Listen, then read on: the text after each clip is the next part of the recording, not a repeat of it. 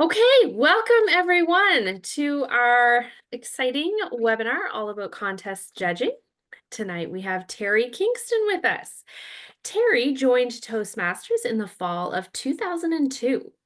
In the spring of 2003, she made it to the District 61 stage in the Evaluation and International Speech Contests. She did not place in either contest that year. Since then, she has won the D61 evaluation contest twice and placed second and third in all contests over the years. And I think you all know that she's our current District 45 International Speech Contest champion. Congratulations, Teri. Back in those early years, a valued mentor told her if she really wanted to succeed on the International Speech Contest stage, learn the behind the scenes thinking. Be a ballot counter, be a judge, and that is what she did. Teri has judged in all contests at all levels in District 61 and taught many judging workshops over the years. A distinguished Toastmaster since 2008, a certified world-class speaking coach since 2011, a TEDx speaker since 2021, Teri is thrilled to share some of the inside wisdom and the do's and don'ts and the best practices she has learned over the past 21 years with her new Toastmasters family here in District 45. So please help me welcome our speaker for tonight, Teri Kingston. Over to you, Teri, and thank you so much. Well, thank you, Jenny. It is always a privilege to get in front of any part of a district community in order to present a workshop. And I do see it as an honor and a privilege. So I'm very grateful that the district is trusting this come from away girl with standing in front of you and sharing some wisdom. It is an interesting journey, excuse me, as a contestant. From the almost like the first 9 months, I felt like I'd been born as a Toastmaster and competed right away. Knew nothing about it. I was in the club, I won there, and then area, I didn't know what an area was, so my mentor sent me to an area contest that night. And then mine was 2 days later, and then division. I get to district and I still have no idea what's really going on. And so it was a bit of a whirlwind, but it really was. And I think some of you may have known Chris Ford when he was the international president for Toastmasters. Very distinguished gentleman, retired brigadier general. And he was the one who said to me, he was in one of the clubs I was in at the time, said, if you really want to get better in the contests and really want to understand what Toastmasters can do, learn to be the best evaluator you can possibly be. So that was number one. But the second thing he did say was go behind the scenes, be a ballot counter, be a judge, and then be a chief judge, and just be part of the mechanics of a contest, and not just this is the form you need and this is the, everybody needs a piece of this and a piece of that, but the understanding, the deep understanding of what a judge really needs to know in order to be able to do a good job. So let me just ask around the room here, since there's a few of you, you can raise your hand if you like. Have you judged at any level, club, area, division, district yet? Jenny has, John has, Albert has, and Lorelei has. Perfect. Was it the first time when you judged for the first time? And you can come off mute if you like, because I said this is more conversation than it's not a judging workshop. It's like expanding our understanding of what it takes to be a really good judge. What was the worst thing that you found the first time you judged, John? Was there something that jumped out at you or? Not that I can think of right now, but I'll think about it for a little bit. Okay. Okay. Lorelei, I see your mic is off. For me, it was because there was so many different things that you had to be noticing to judge the speaker on. There was so many different details to pay attention to. And was that your first time judging that you felt that? Have you felt it got Yes. better with practice? I I don't know that it's gotten better with practice. I've helped out with contests in other ways, but less as a judge, more like as a chief judge or Got it. contest chair. But It, yeah, yeah, it the is a lot judging. to think about. We're going to go through the judging form before the hour is up, and I'm going to show you like a little cheat sheet I have with some hack codes that do make it a lot easier. But it's that minute you have between speakers that you have to, you have to take what you just saw, write down in your column what you thought about them, what you liked and what you didn't like, maybe, add it up, and then go on to the next speaker. And I know some judges leave the math until you've got that bit more time when the contest is actually over, but also have a way to help with the math. And so that is a challenge. That minute of time in between one speaker and the next, you really have to think quickly, absorb quickly, or take really good notes when they're speaking. So you know that you can justify to yourself, because no one else sees it, right? You can justify to yourself the rationale and the points you gave for each speaker, so that when you get to the end, you can say, okay, this person's number one because they have the most points. Right? That's really what we're looking for. Albert, what was your experience? Like you said, you judged as well, right?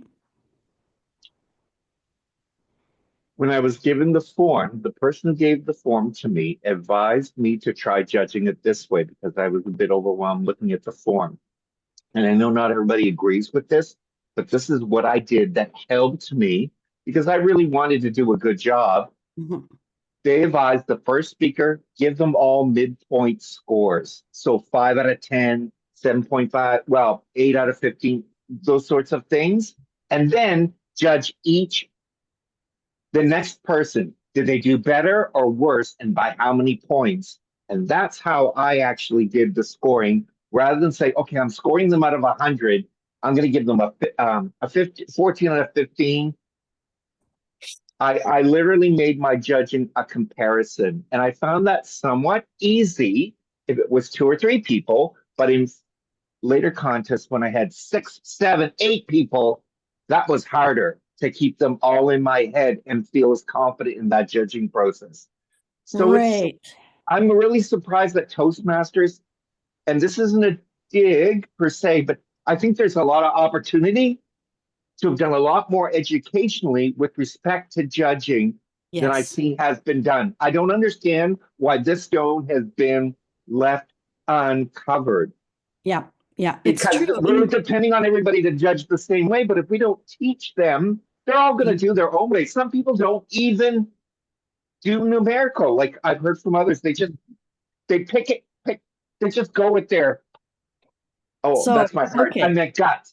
Yeah, I'm going to stop you there because there's a couple of things. You brought up some things already. I have competed almost every year since 2002 or 2003, really. The one year I didn't was the year I was an area governor, area director now, right? Because you can't when you're on the leadership team. There have been contests I have lost, and I know it's because the judges didn't know what they were doing. And sometimes there are contests I've won where I'm thinking, oh, thank God the judges didn't know what they were doing. You never know. As a contestant, we're always thinking, what were the judges thinking, But you're absolutely right. In District 61, we went through quite a number of years where we did judging training that was apart from the judges training that you need to do. And what we did was we'd get in a big room together, because the other thing about judging is you're not supposed to share your results with each other or the contestants. How do you know you did a good job? Unless you're a ballot counter and you can see how uneven and even crazy sometimes the judging scores are, you don't know what the judges are thinking. And so we sat down deliberately. This was before the contests were online. So we had CDs of a previous year, or we would bring people in, and we would have everybody use the judging form and see how people were thinking through the points on the ballot, what they were doing. And then we would talk about it. You And did a people would have to, calibration. yeah. You So calibrated with each other. yeah, so it was an idea of, and some people get, very defensive about their opinions about why they gave this person 8 points and that person 4 points on something. But even that was good. I used to judge the Kiwanis or Kin Canada speaking contests as well. And what they would do with their speech contestants is they would compete, the judges would have, and then the judges would go into a room and together we would decide who was the winner. So that became a collaborative decision. So, and as you know, if you've done any judging or if you've been to any contests, even when we try very hard not to be biased, or not to be too pro our own club, people moving forward, there's always subjectivity in the judging form. There's so much, it's like figure skating, right? That's how I can, you've got so many points for technique in figure skating, and then you've got artistry. And that's, one person could think you're the most artistic person I've seen on the ice all day, Albert, and another judge could say, what was he doing? So as the people, and I believe you said at the beginning, and you're absolutely right, most people that are judging, that are taking the time and effort to show up and be a judge at a contest, care. They want to do a good job. You can't do a good job if you don't understand what's being asked of you, or you don't understand how to use that form. And I do have to say, Albert, that one of the things I try to train out of anyone that I train when I'm a chief judge or when I'm helping with this is do not use the first person as a baseline. That is absolutely unfair to the first contestant. And it's part of the reason why it used to be thought, oh, if you drew first, you'd already lost the contest. Because if people are using you as a baseline, someone else either has to, it's human nature to say the next speaker, oh, that was better than this first speaker. But I have won contests when I've been first. And it's because I was trained by my coaches and mentors. If you pull first during the contestant role or position pick, he always said, just go out and make it so clear that you're the best that there is today, that they won't have a choice but to put you first. It doesn't matter if you're first, but there are still judges around the world that have been told exactly what you were told, Albert, that this is what you do. And we have tried, and even Toastmasters International at times, I believe, has said that is not a standard that we want to propagate because it's simply not, it's not comparative. In a way, like every speaker, you have the set amount of points for every speaker. What you are measuring or judging that speaker against is the ideal speaker, not the first speaker in the contest. So you have to have this hologram almost of a 100-point speaker.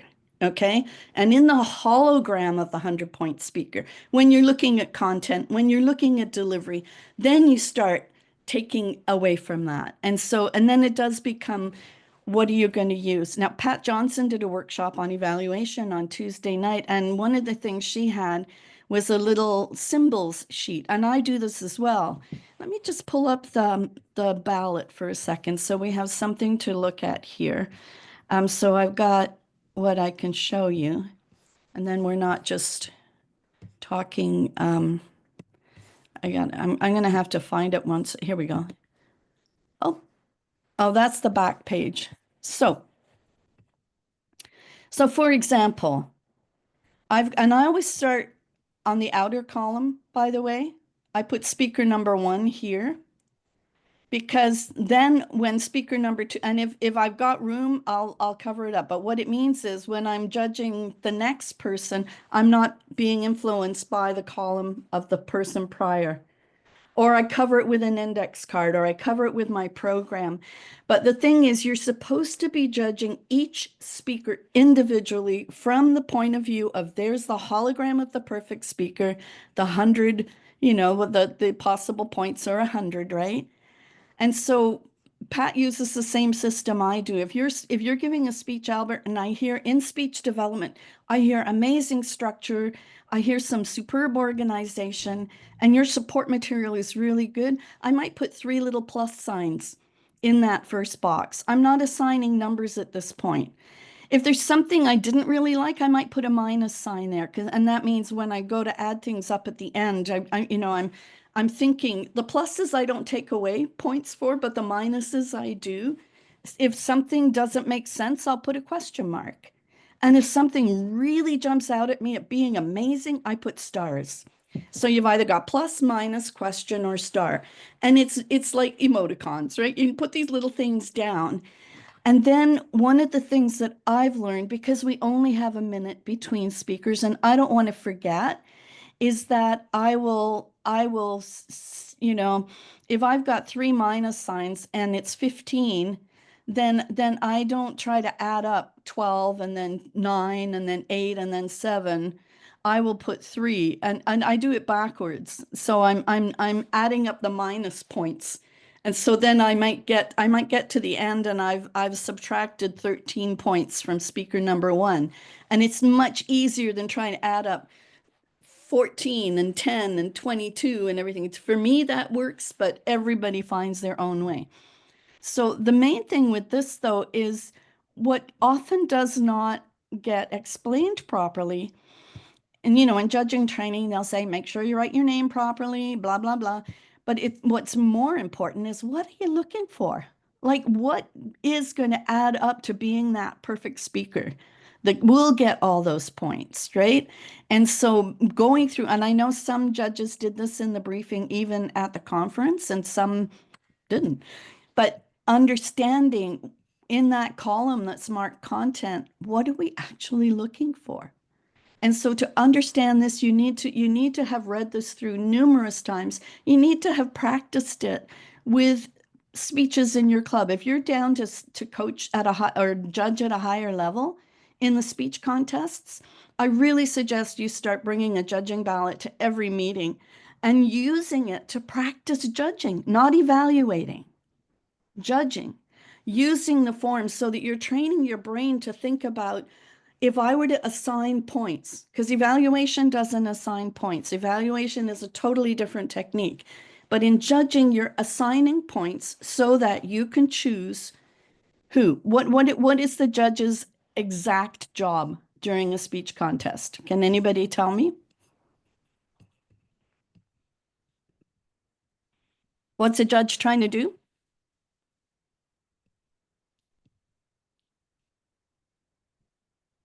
I can't see your hands right now, so if somebody has got something, what is a judge trying to do? Lorla, I see you smiling. What's that? Pick a winner. Pick, not a winner, The the best. winner. The winner that day, right? The best speaker in that category that day.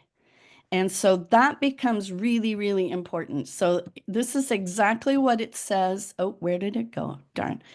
I'm going to pull this up for a second. I got this from the speech rule book, and that is the other thing. If you are judging, you need to be looking at the rule book and really understanding. I don't know why I'm not going to be able to share this. We will see. A judge's purpose is to select the speaker who has given the best speech on that day. On that day. Not the speaker who gave a really good speech last year or who's gone on to semifinals the last 2 years or something. The best speech that day. That's your job as a judge. Your judges do not evaluate, they judge. Evaluators appraise a speech, measuring the speaker's presentation against the purpose of the pathway's objective, right? And then they advise the speaker on how to improve the speech. The judge, your mission as a judge is to determine who gave the best speech that day. That's what that ballot form is for. Now, I was also very fortunate to sit in. I'm a bit of a junkie for this kind of stuff, right? So when someone's doing different evaluation or different workshops, I go to as many as I can all over the world, just because that's what I like to do. Where did my share button go? And one of the people that I've followed, she was in the, I was part of Stage Time University for 2 years, and that's Darren LaCroix and Mark Brown and Michael Davis and the gang and we would meet every week, and I would hear these people coaching and getting speakers prepared for different presentations. But the big part of the draw of that crowd is the International Speech Contest. and listening to them and see what they were seeing when someone's speaking that I might not have even recognized the first time I saw it was the other way. But one of those speakers that and have become very good friends with is Linda Marie. This is weird. I don't know why it's not sharing my desktop. I don't want it to share that. Anyway, sorry about that. I don't know what's going on. I usually don't have trouble trying to share a document. Darn, because I really want to share this with you. Just give me 1 second to figure out what my brain is trying to do here. Do you want me to try to find the document, the speech contest rulebook, and share it? No, that's not. Okay. I want to share with you a form that Linda Marie made that specifically helps with what you're looking for. It's okay. This should work this time because now it's on my desktop. Let's see. But thank you, Albert. I really appreciate it. Here we go. Ta-da. Okay. So what Linda Marie did is she took the back of the ballot form, which we just were looking at with those different categories, and she has made like a little handout that she uses every time she's judging. And she's judged right up at all the levels. Speech title.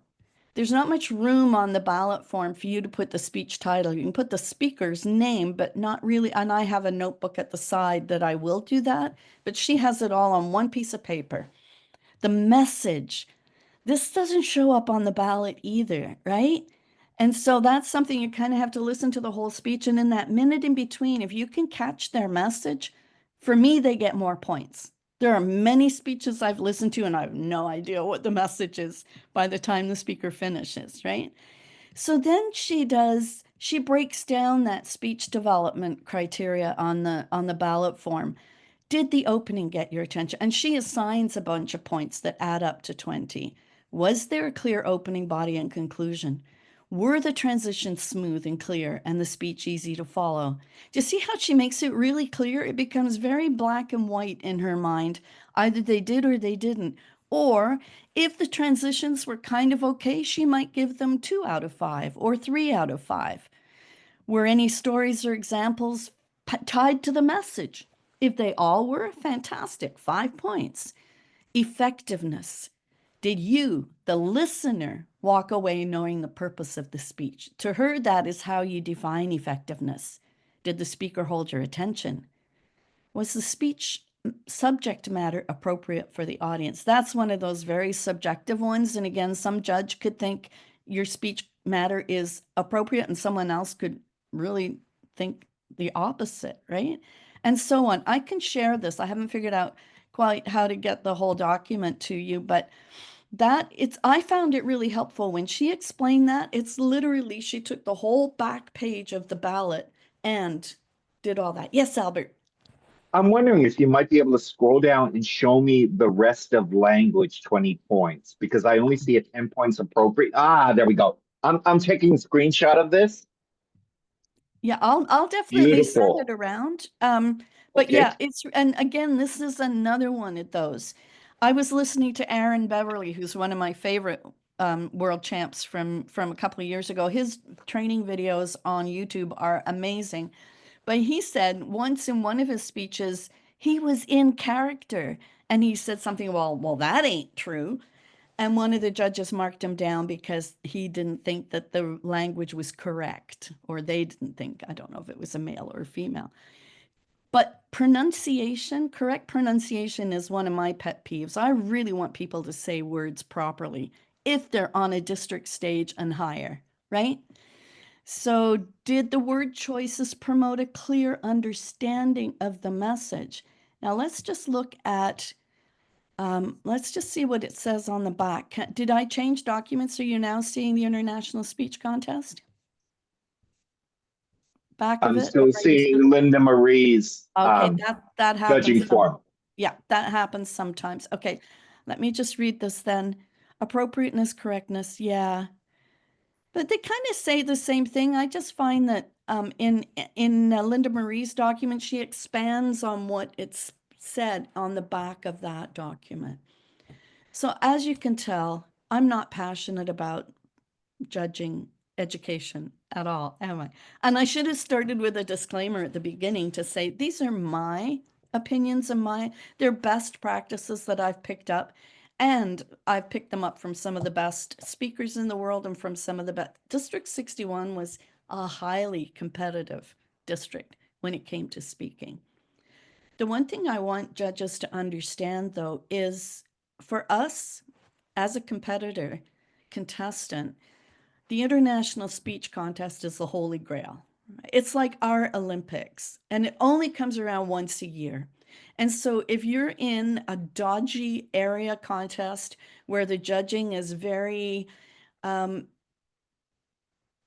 tenuous at best, you know, like they really don't have a grasp of what a good judge is. So they will award speakers for things like, and I have seen this, not so much in this district because I'm just getting to know you guys, but over 20 odd years in District 61, there are categories for correctness. And this is when I say judging's not the same as evaluation, because in evaluation, when we're looking at vocal variety and use of the stage and all these things, that's one thing. But I have seen judges give people points for vocal variety because they boom out of context, you know, or they, it's in, and it's overstaged and it's not real. But if you look at Theatrical. if you look at the tick boxes, they had vocal variety. It doesn't matter whether it was good vocal variety, if it was congruent with the message, if it was something that was natural, organic to the speaker, but if it was done with theatricality or performance, then there are judges that go, oh yeah, they had great vocal variety, or they were, and that to me is not what I'm looking for as a judge, right? And so it's to develop that level of, yes, we need gestures, but are they cliched, like what I call gestural cliches? She had a tear rolling down her face, you know, or just some of the stuff that we do as Toastmasters that you would never do as a professional speaker on any stage anywhere, and that kind of makes us look a little bit goofy if we do it on any stage other than Toastmasters. And the worst offenders are the contestants in the International Speech Contest, because there's a whole genre of coaching out there for the International Speech Contest that's go big or go home, be super dramatic. And this is why I keep coming back to years ago. Darren LaCroix had that article in the Toastmaster magazine called TEDfluence. And in it, and Darren, I don't know if you know Darren, but I've been coached by Darren for hundreds of years, it seems. But Darren is, he's famous for having fallen on his face on the stage and stayed down for so long, people thought he was going to lose points for staying down so long. So he's one of the ones that sort of started the let's be overly dramatic on the stage. But in that article, he said, unless we as Toastmasters learn to be less performative, even in the International Speech Contest, be more authentic and real, we're going to lose audiences. And unless we start learning to talk like TED more as Toastmasters, we're in danger of, you know, losing some respect in the world out there. If you look at this year's, the last International Speech Contest, the winners were some of the most natural I had ever found. And just, like even oh, I honestly, her name has escaped me. The woman who won in the wheelchair. Like, So yeah, I'm sorry, I thought I had her name and it escapes me too. it starts with an L. That's all. She's amazing and lovely.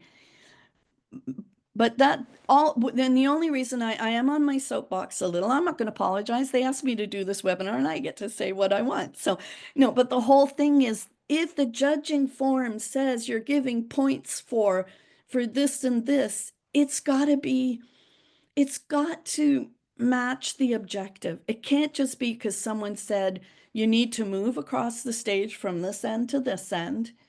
And if it has nothing to do with the story and the staging areas aren't congruent with where your story is, and you're stepping on your father, you know, you had your father's grave over here in part of the speech, and then you have a picnic there a bit later in the speech, like not understanding where the holograms are in part of your speech, but judges are only seeing, oh, they moved. So they're using the stage. So they're seeing a contestant move from here to move to there, and they're giving them points for using the stage. But it's not necessarily connected to the message or bringing the story forward or creating any kind of narrative arc or any of that. And so this is where learning to judge with refinement and understanding becomes really important, especially at the district level. And especially when the regional judges get hold of the videotapes of the contestants from the district level. If they're looking for the same old, then they're going to keep putting people forward that they've put forward before. And that sometimes happens. We have what we call the halo effect.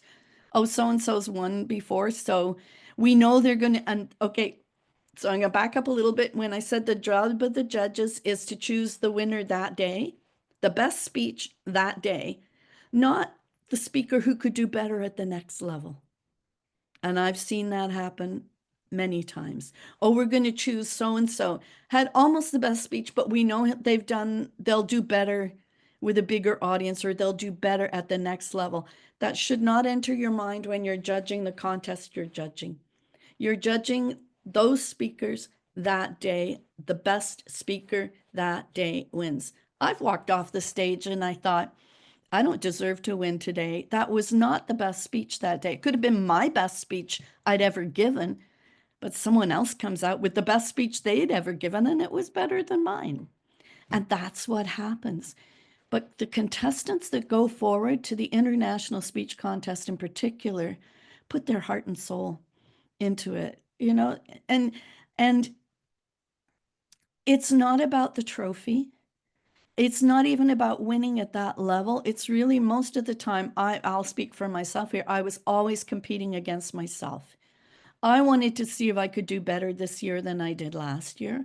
I wanted to see how far I could advance in the, you know, if I'm up against a group of speakers at club, and then area, you're up against better speakers, and then division, you're up against the best of all the divisions. You're testing yourself against the best of the best. And what we want is a fair playing ground from judges that understand their job, and judges that understand the ballot form, and judges that understand how to get those marks and the notes and things that they need in order to be able to make those decisions. Donna, we were talking a little bit at the beginning of the meeting, you know, what some of the hard things that people have struggled with when they're judging, and a couple of people have said how quickly you have to sort of think of what that speaker did, and then, you know, be able to turn that and move on to the next one, but know what points you're going to. So when you get to the end, you're not sitting there, you know, taking 20 minutes while the poor ballot counters are standing around and, you know, trying to wait for the last judge to make up their mind. But I will never rush a judge. If I'm chief judge at a contest, if someone needs that extra time, then it means they're taking the time that they need in order to determine who they really thought was the best speaker that day. Now, I've said a lot, but I'm curious to know if I've said something that you haven't heard before, or if I've said something that will help you understand how to do your judging role more easily or with more confidence the next time you choose to do it. Does anybody have anything they'd like to say?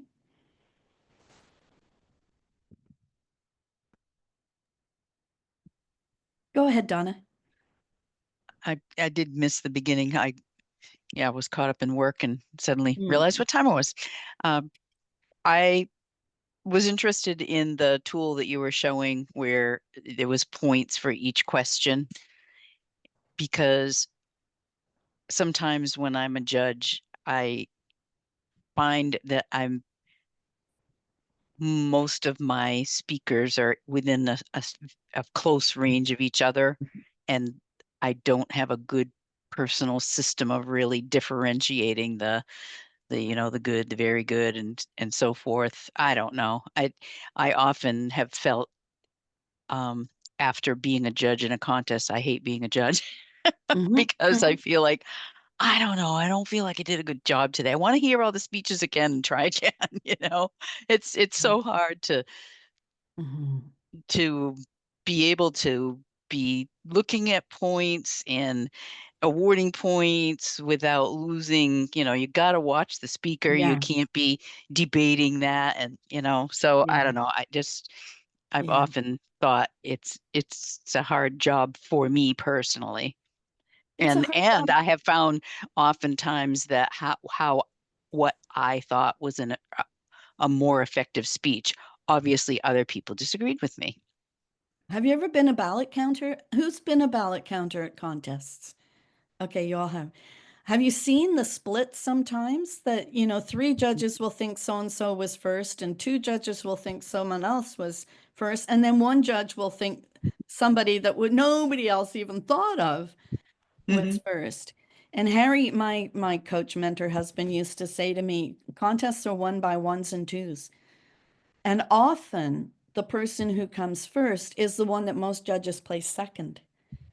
Because sometimes the first or the third will flip points. Like one judge will give speaker number one 3 points and speaker number 5 1 point.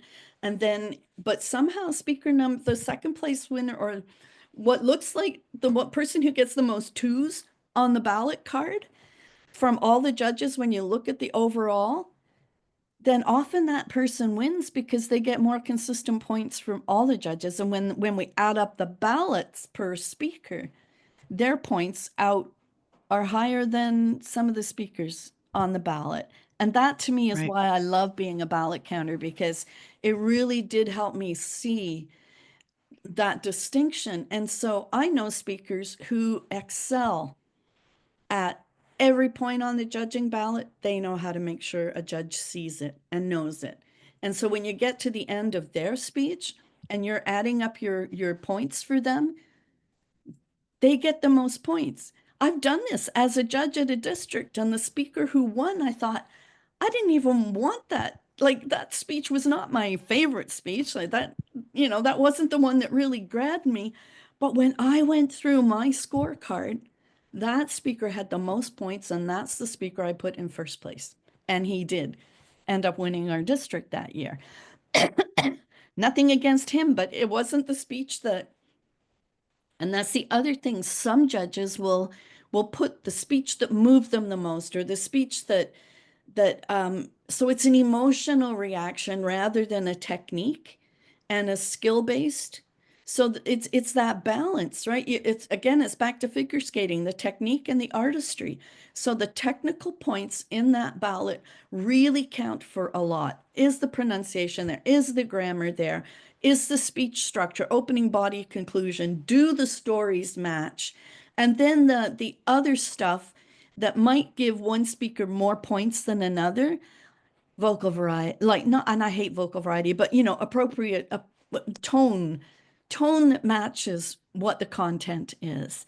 How comfortable, how authentic, or did it feel like a robot staged, and they're so nervous that they can't break that wall between them and the audience. There wasn't much audience connection, but the speech could have been kind of really good. But there are points on the ballot for effectiveness and for connection. And so what I suggested earlier, Dawn, and Pat Johnson talked about this in her workshop on Tuesday. I use plus when a speaker's speaking and you've got that narrow little ballot sheet in front of you, and you've got those columns. When I hear somebody do something really well, I'll put a little plus sign. If the structure's really good, I'll put plus. If I hear something really yicky, I'll put a minus sign. If they say something that doesn't make sense, the logic isn't there, or there's a piece of story missing, I'll put a question mark. But if they're really, really good at something, I'll put a star. Or I might put 2 or 3 stars. And then when I come to add up the points for that person, it's much easier for me to sort of see visually what out of 15, if I've got 3 pluses, 1 minus, and 2 stars, then I might give them a 12, or I might give them a 13. Do you know what I mean? Out of the 15 in the first point. This takes practice, though, and it can't be done in a contest when you're judging for the first time. So I suggested earlier that people, if you know you're going to be judging later on in the contest season, start taking a ballot form with you to your club meetings. And when someone's speaking, unless you're their evaluator, practice. practice that, what would I do if I were judging this? What am I looking for? Really get to know the backside of the judging form and what you're looking for. And then test yourself on it and have a couple of people. We used to do great post toasties in my old district. We'd go out for drinks after meetings, and Saturday mornings with my advanced club, we'd go across the road for brunch and we would evaluate the heck out of each other. But it was also a good chance to talk about, judging. And so this was, really deep training that I had with these people. But that's what makes it fun. Share your results with other people in the club. And this is something we had said earlier. As judges, we often don't. We fold up our little piece of paper when the contest is over and we're supposed to destroy it. But we never really go off as a group and discuss, why you thought that, because people don't want to they don't want to have to defend their position, but they're also sometimes insecure and don't want to be challenged. But the only way we will learn, I got feathers floating around here. Hello. The only way we'll learn is by talking about it. Yes. I thought that was kind of against the rules to be debriefing together after doing a postmortem like that. I don't know. Not in a contest. I'm talking about a club meeting when we're practicing. Oh. Oh yeah, no, Oh, you're not supposed to. You're not supposed to. You're absolutely not supposed to in a contest. Okay. But no, Yeah. I'm saying when you're practicing, when you're trying to learn to be a better judge, and nobody learns to be a better judge, right? Really, very few people do. They go, oh gosh, I've got to, I want to help my club out. I want to help my area out. I'm a good Toastmaster. I'll be a judge, right? But they don't actually practice being a better judge. And it's not doing the judge's training that will get you that. It's doing things like this. It's having conversations. It's having that ability to say, for a couple people in a club meeting, hey, I'm going to practice judging tonight. Will you have a look at this? Get an experienced judge or an experienced Toastmaster and say, can you look over what I think I saw? And we're all judging is based on what we saw as the person judging. That's why it is so subjective. I will see something one way, Albert will see it another, John will see it another. But unless we kind of throw those ideas back and forth with each other, we don't know what we're not seeing. And we don't know what others are seeing. All we see is the results, and those could be like, I've had people come out shaking their heads even after district contests and say, how on earth did the judges come to that decision? That's the kind of thinking or results I would love for us to work towards eliminating, so that it's as a contestant, I want to step onto that stage knowing that the people that are there to do the judging understand their job, understand the ballot, know how to do it quickly because they've practiced it. You don't get better at anything without practicing. So this is why I get passionate about, just let's talk about it, what it's like to judge. Yes, Jenny, go ahead. This is so interesting, Teri. I think part of the problem is it's really hard finding judges for contests. Mhm. As I've recently been an area director and a division director, and it's like, you're just trying to grab people wherever you can just to fill those roles as judges. And so I think often people have no experience, but you're just taking anyone you can get who will say yes. And I almost think it should be a requirement to have some kind of training to be a judge apart from literally the briefing. Because I know personally, the first time I judged, the only quote unquote training was the briefing. And so I had no clue what I was doing. And I've certainly been to contests before when I was quite surprised with the results. So yeah, it's just a comment, but I think, yeah, that's part of the issue. I think that it's difficult filling all those judging roles to begin with, and we need so many. I think we usually need like 7 folks. And so you're kind of just saying yes to whoever volunteers, whether they have the experience or not. However, there are criteria as you move up the contest level. Like club, you can get anybody to judge, right? Area, as I said, I've lost in areas because they just were not well run, and there were no briefing. And it was really sad, because there was one year in particular I knew, and I had others tell me after, that it was a winning speech, but it was just one of those weird things that happens sometimes. But the thing is that there are things you're not supposed to judge at the division level if you haven't already judged at an area and a club level. You're not supposed to judge a district if you've never been a judge before.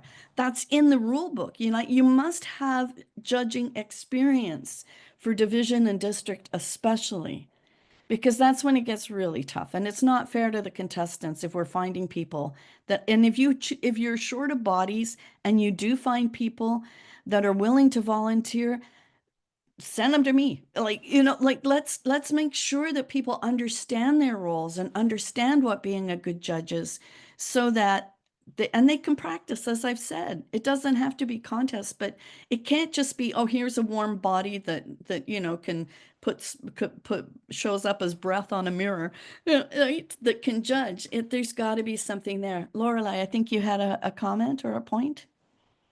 I have a question, actually. Mhm. How can we make the judging opportunity appeal more to our members? Like, I know there's skills that you gain from Mhm. judging, but what are some of those skills? Like, can we talk about that are valuable, that we can take from a judging opportunity? That's a good question. I don't think anybody's ever asked that before. I hear people ask that about evaluations, because that's a workplace transfer skill, right? If you can learn to hear a speaker and evaluate it, and then, give appropriate feedback in a way that doesn't crush their spirits, but lifts all the things that good evaluators do, I can see the benefit to that. And being a better evaluator makes you a better speaker. Yeah, how can you make judging not seem like, doing the laundry or the dishes or something, or just another chore, or something that you've got to drag a barely breathing body into a briefing at a conference?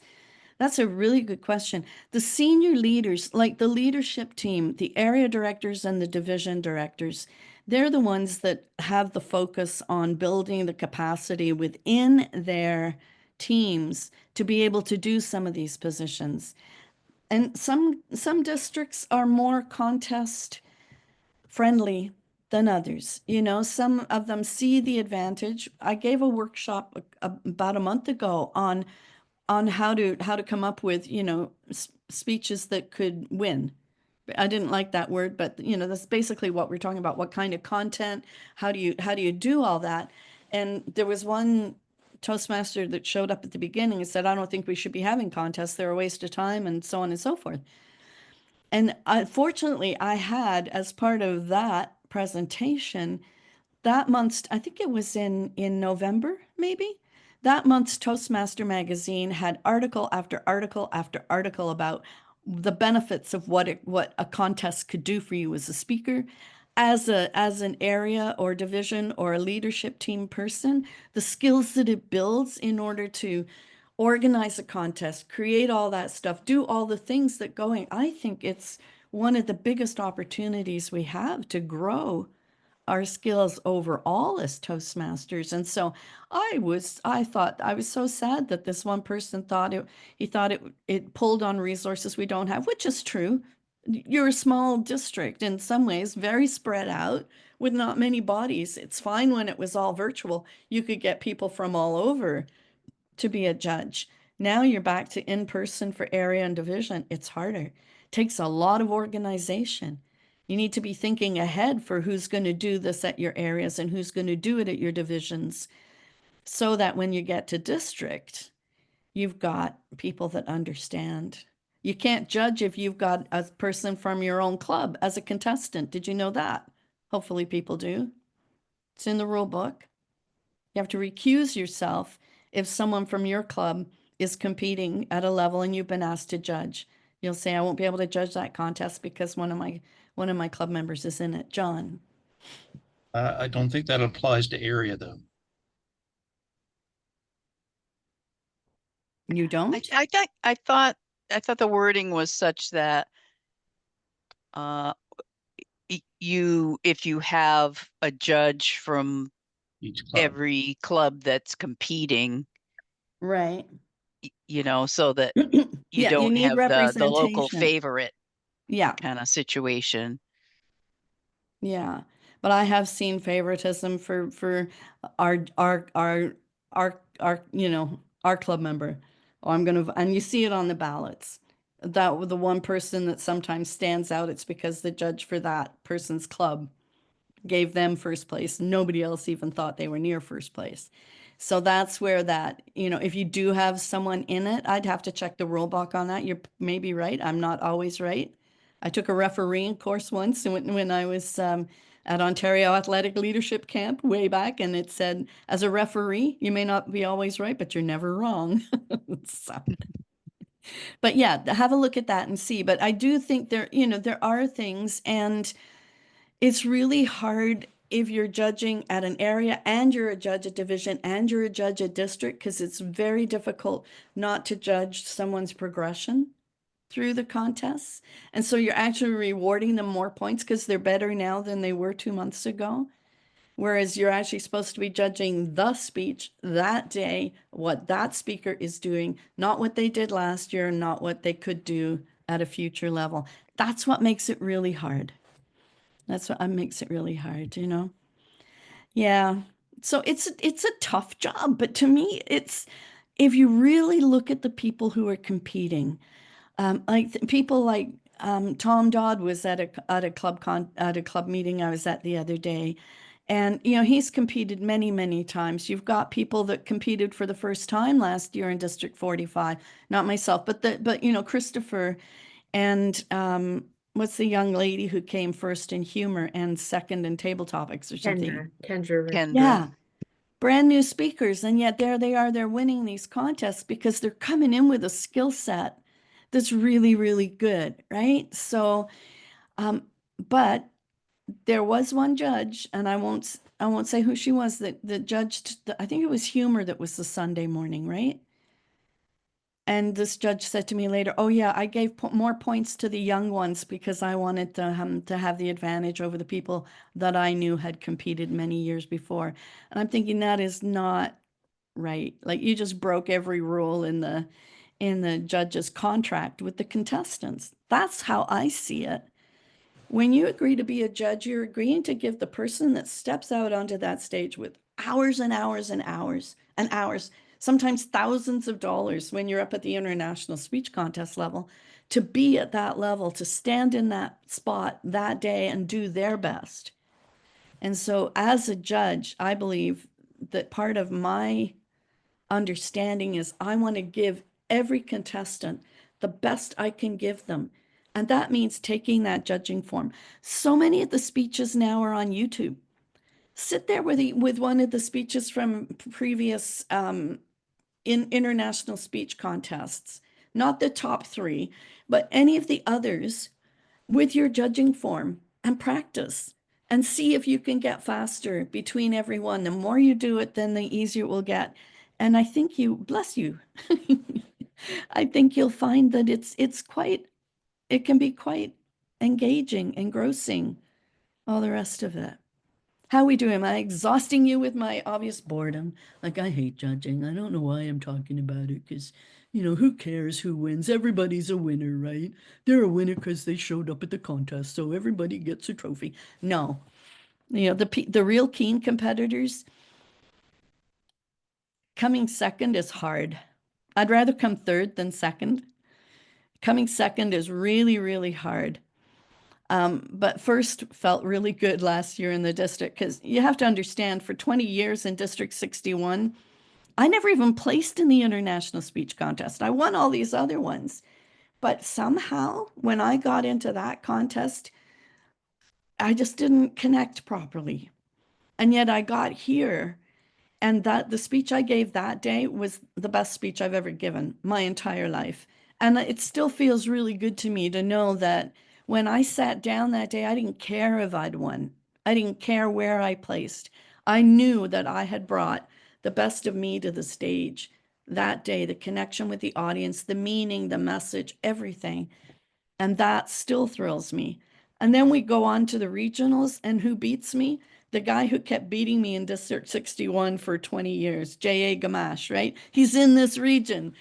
I just about died when I saw that. But anyway, he's good. He knows how to get all those points on the judging ballot.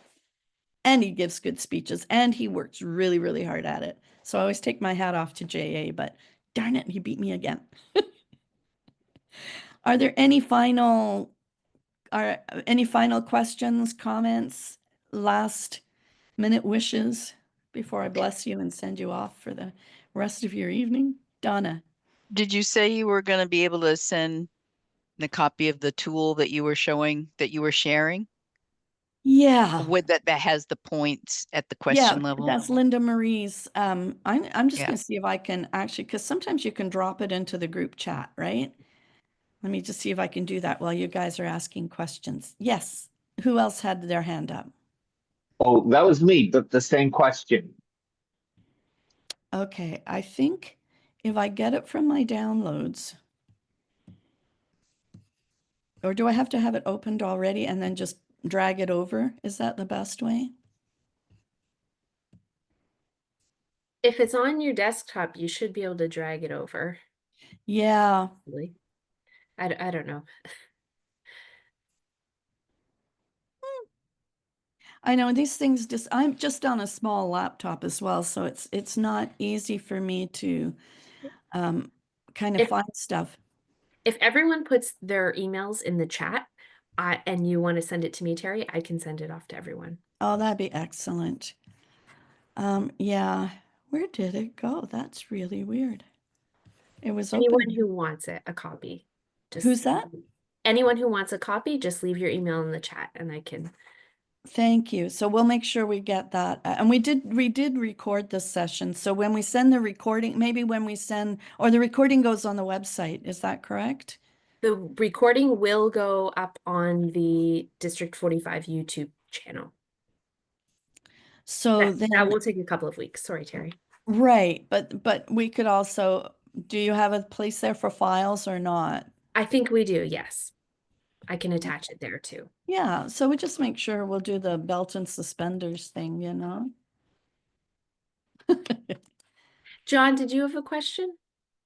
Yeah, something that came up last night. The rules now, protests and disqualifications, it's you can't name another person, another contestant in the crowd. You can't refer to them by name. Okay, and that's under 7A. It reads like that, but then there seems to be a bit of a conflict in section C. It only refers to referencing another contestant's speech. So I'm not sure if each of those counts or if the second one, C, just referencing the speech cancels out just mentioning somebody by name. What page is that on in the rule book? Do you know? It's general procedures, section 7. Just a second, I'll find the page. 17. Okay, thank you. That really helps because, I okay, can hear it. protests are limited, the chief judge before contestant. So, and what clauses are you referring to again? Well, 7. 7A says referencing another contestant or contestant's speech. And then a voting judge or a contestant can protest to the chief judge. And C only says for referencing another contestant's speech. A suggests just mentioning their name would disqualify them. And C, Oh, no, but C is a different, C, C is talking about they can be disqualified on the basis of originality or for referencing, and they must be given an opportunity to respond. I've never, yeah. Again, I would go by the letter of the original, like just don't, why are you calling out somebody in the audience in your speech, I guess? I don't know. I would say, that's a new rule. yeah. Yeah. Well, the use naming, and the reason they did that is because some people were building on the popularity of someone else's speech that had come before them in a contest in order to boost their own content. Right. And so they just said, your speech is your speech. don't try to piggyback off Johnny's speech that was so great, you know. But I knew about the referencing someone else's speech, but I hadn't realized there was the referencing somebody's name, like a contest. Or so you wouldn't say in your speech, well, when John said this earlier, that's still referencing the speech. So, yeah. Yeah. Yeah, I'm just curious about that. Did that come up in a contest already, or? As fresh as last night, yes. The contest chair was very clear with the contestants. You cannot reference a person by name or by referencing their speech. There's some uncertainty as to whether the chief judge actually read those rules to the judges. So, I see. yeah. Did it come up though? Did somebody do that in a Yeah. speech? And I was the John. Wow, that didn't sound good. Yeah, the gentleman said something and he said, I can see by John's face he doesn't agree or something like that. Yeah. Oh, interesting. Interesting. Huh. But were you competing? Yes. And you had done your speech and you're sitting in the audience, or you hadn't spoken yet? Yes, I had spoke. Yeah. Okay, I think that's wrong. Yeah. Like audience engagement, if he'd chosen anyone else and said, I can see by Peter's face, or I can see, but because it's contestants we're not supposed to refer to, right? Exactly. Contestants name and contestants speech. It doesn't say audience members. Yeah. Yeah. And which at the club level is kind of awkward. I know. Yeah. I know. Yeah. Yeah.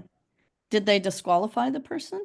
No, there was no protest. And I was informed afterwards that when somebody else became aware of it, you would have had to protest it. It's up to the contestant, but it's not. It's contestant or voting judges. Right. Protested, but And once the God, I think I'm going old here. Once the announcement The had been made, winners. yeah, once the winners have been announced, it's final. Doesn't matter who complains or protests after that, right? Yeah. And sometimes protests are wrong. So protests were voted on by the judges. So yeah.